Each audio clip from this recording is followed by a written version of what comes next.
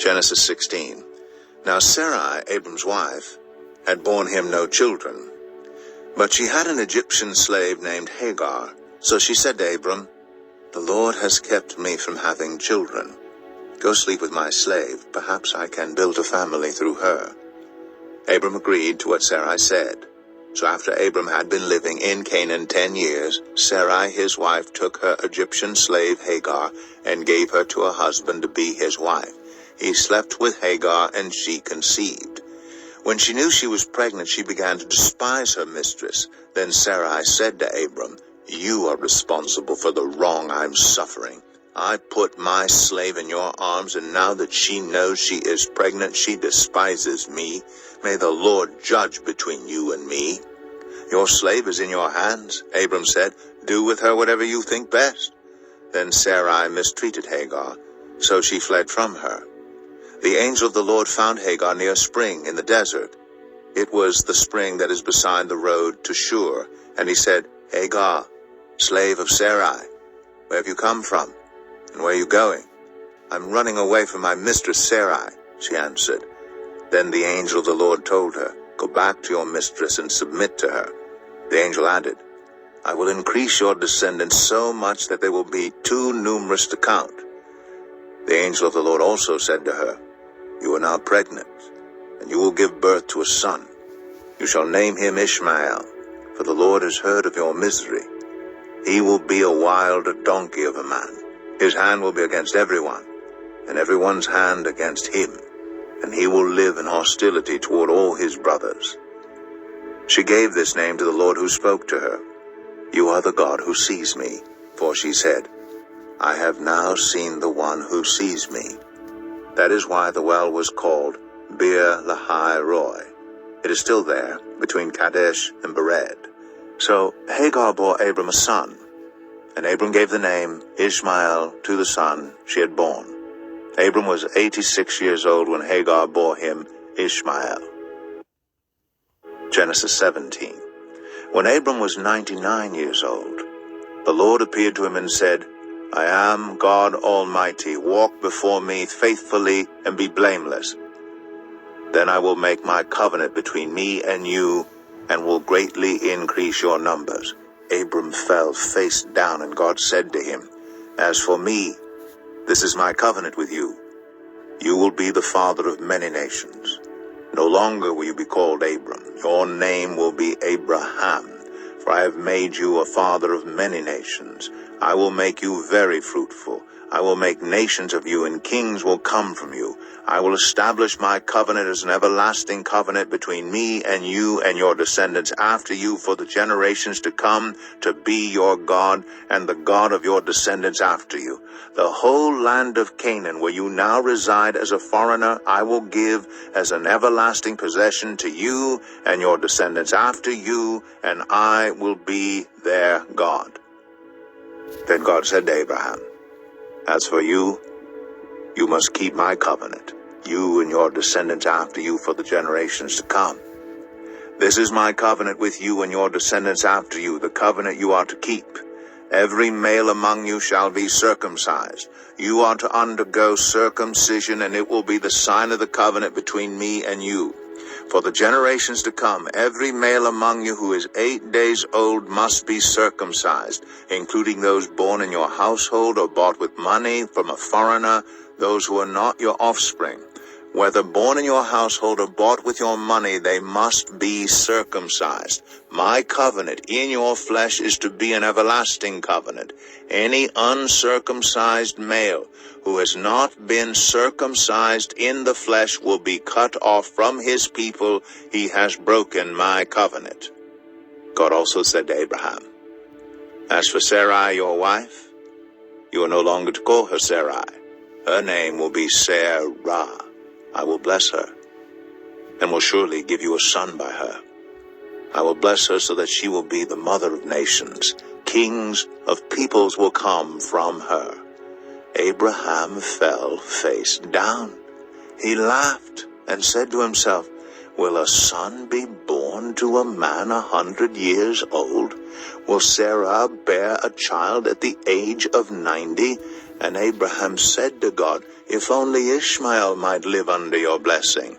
Then God said, "Yes, but your wife Sarah will bear you a son, and you will call him Isaac. I will establish my covenant with him as an everlasting covenant for his descendants after him. And as for Ishmael, I have heard you. I will surely bless him. I will make him fruitful and will greatly increase his numbers. He will be the father of 12 rulers, and I will make him into a great nation. But my covenant I will establish with Isaac, whom Sarah will bear to you by this time next year." When he had finished speaking with Abraham, God went up from him. On that very day, Abraham took his son Ishmael, and all those born in his household or bought with his money, every male in his household, and circumcised them, as God told him. Abraham was 99 years old when he was circumcised, and his son Ishmael was 13. Abraham and his son Ishmael were both circumcised on that very day. And every male in Abraham's household, including those born in his household or bought from a foreigner, was circumcised with him. Genesis 18. The Lord appeared to Abraham near the great trees of Mamre while he was sitting at the entrance to his tent in the heat of the day.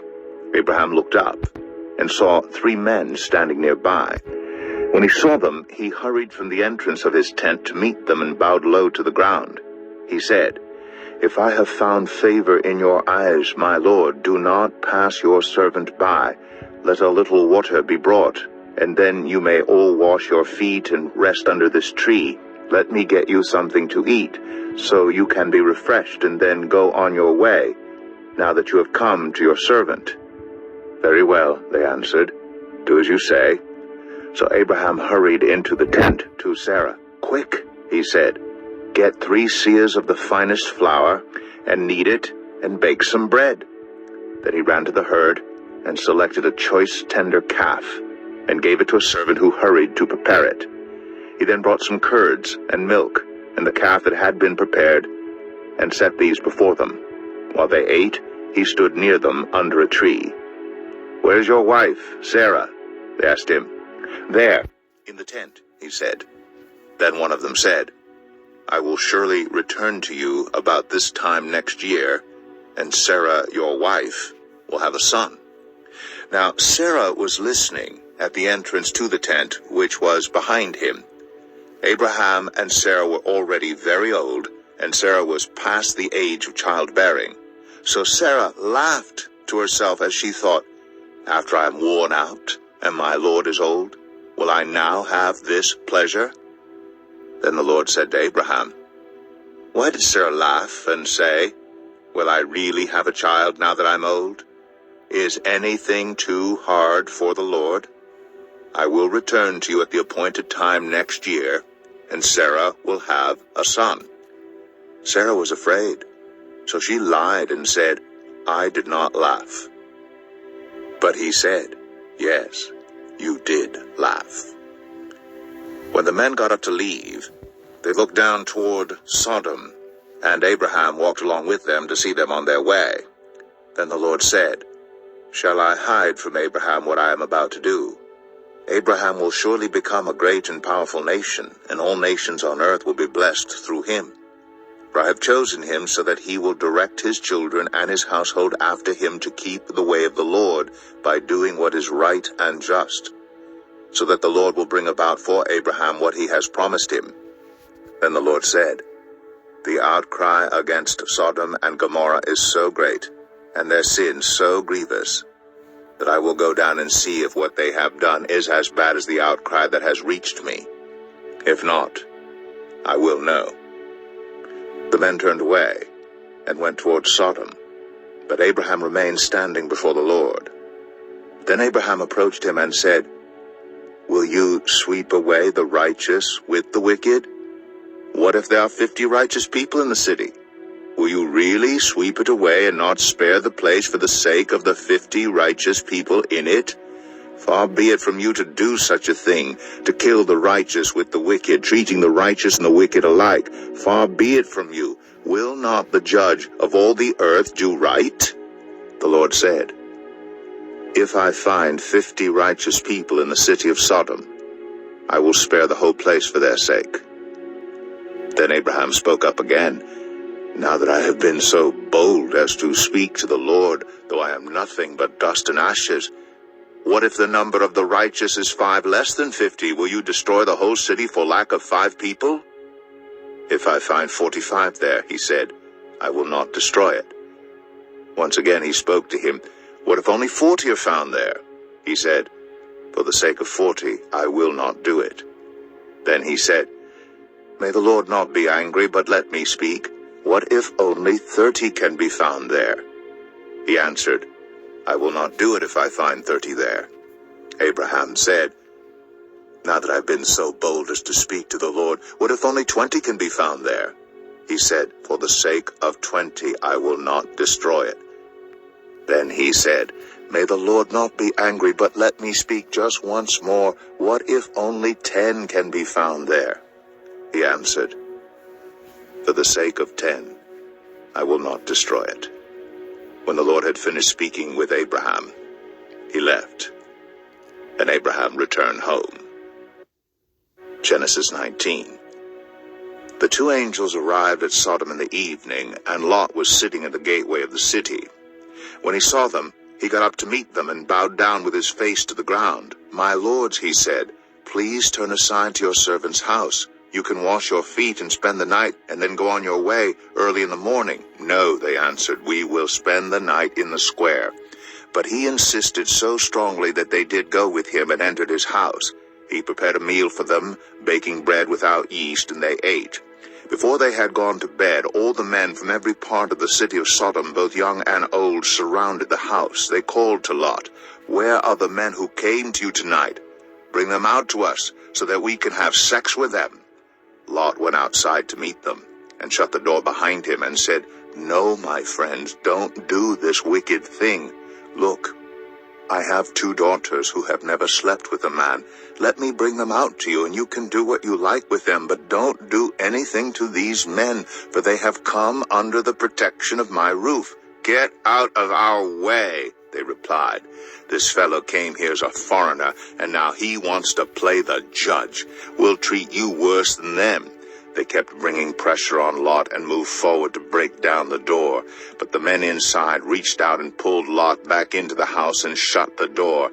Then they struck the men who were at the door of the house, young and old, with blindness, so that they could not find the door. The 2 men said to Lot, Do you have anyone else here, sons-in-laws, sons or daughters, or anyone else in the city who belongs to you? Get them out of here, because we are going to destroy this place. The outcry to the Lord against its people is so great that he has sent us to destroy it. So Lot went out and spoke to his sons-in-law, who were pledged to marry his daughters. He said, Hurry and get out of this place, because the Lord is about to destroy the city. But his sons-in-law thought he was joking. With the coming of dawn, the angels urged Lot, saying, Hurry! Take your wife and your 2 daughters who are here, or you will be swept away when the city is punished. When he hesitated, the men grasped his hand and the hands of his wife and of his 2 daughters and led them safely out of the city, for the Lord was merciful to them. As soon as they had brought them out, one of them said, Flee for your lives. Don't look back and don't stop anywhere in the plain. Flee to the mountains, or you will be swept away. But Lot said to them, No, my lords, please, your servant has found favor in your eyes, and you have shown great kindness to me in sparing my life. But I can't flee to the mountains. This disaster will overtake me, and I'll die. Look, here is a town near enough to run to, and it is small. Let me flee to it. It is very small, isn't it? Then my life will be spared. He said to him, Very well, I will grant this request too. I will not overthrow the town you speak of, but flee there quickly, because I cannot do anything until you reach it. That is why the town was called Zoar. By the time Lot reached Zoar, the sun had risen over the land. Then the Lord rained down burning sulfur on Sodom and Gomorrah from the Lord out of the heavens. Thus he overthrew those cities and the entire plain, destroying all those living in the cities and also the vegetation in the land. But Lot's wife looked back, and she became a pillar of salt. Early the next morning, Abraham got up and returned to the place where he had stood before the Lord. He looked down toward Sodom and Gomorrah, toward all the land of the plain, and he saw dense smoke rising from the land, like smoke from a furnace. So when God destroyed the cities of the plain, he remembered Abraham, and he brought Lot out of the catastrophe that overthrew the cities where Lot had lived. Lot and his 2 daughters left Zoar and settled in the mountains, for he was afraid to stay in Zoar. He and his 2 daughters lived in a cave. One day the older daughter said to the younger, "Our father is old, and there is no man around here to give us children, as is the custom all over the earth. Let's get our father to drink wine, and then sleep with him, and preserve our family line through our father." That night they got their father to drink wine, and the older daughter went in and slept with him. He was not aware of it when she lay down, or when she got up. The next day the older daughter said to the younger, "Last night I slept with my father. Let's get him to drink wine again tonight, and you go in and sleep with him so we can preserve our family line through our father." So they got their father to drink wine that night also, and the younger daughter went in and slept with him. Again he was not aware of it when she lay down, or when she got up. So both of Lot's daughters became pregnant by their father. The older daughter had a son, and she named him Moab. He is the father of the Moabites of today. The younger daughter also had a son, and she named him Ben-Ami. He is the father of the Ammonites of today. Genesis 20. Now Abraham moved on from there into the region of the Negev, and lived between Kadesh and Shur. For a while he stayed in Gerar, and there Abraham said of his wife Sarah, "She is my sister." Then Abimelech, king of Gerar, sent for Sarah and took her. But God came to Abimelech in a dream one night and said to him, "You are as good as dead because of the woman you have taken. She is a married woman." Now Abimelech had not gone near her, so he said, "Lord, will you destroy an innocent nation? Did he not say to me, 'She is my sister'? And didn't she also say, 'He is my brother'? I have done this with a clear conscience and clean hands." Then God said to him in the dream, "Yes, I know you did this with a clear conscience, and so I have kept you from sinning against me. That is why I did not let you touch her. Now return the man's wife, for he is a prophet, and he will pray for you, and you will live. But if you do not return her, you may be sure that you and all who belong to you will die." Early the next morning Abimelech summoned all his officials, and when he told them all that had happened, they were very much afraid. Then Abimelech called Abraham in and said, "What have you done to us? How have I wronged you that you have brought such great guilt upon me and my kingdom? You have done things to me that should never be done." And Abimelech asked Abraham, "What was your reason for doing this?" Abraham replied, "I said to myself, 'There is surely no fear of God in this place, and they will kill me because of my wife. Besides, she really is my sister, the daughter of my father, though not of my mother, and she became my wife. And when God had me wander from my father's household, I said to her, This is how you can show your love to me. Everywhere we go, say of me, he is my brother.' Then Abimelech brought sheep and cattle, and male and female slaves, and gave them to Abraham, and he returned Sarah his wife to him. And Abimelech said, 'My land is before you, live wherever you like.' To Sarah he said, 'I am giving your brother 1,000 shekels of silver. This is to cover the offense against you before all who are with you. You are completely vindicated.' Then Abraham prayed to God, and God healed Abimelech his wife, and his female slaves, so they could have children again. For the Lord had kept all the women in Abimelech's household from conceiving because of Abraham's wife Sarah.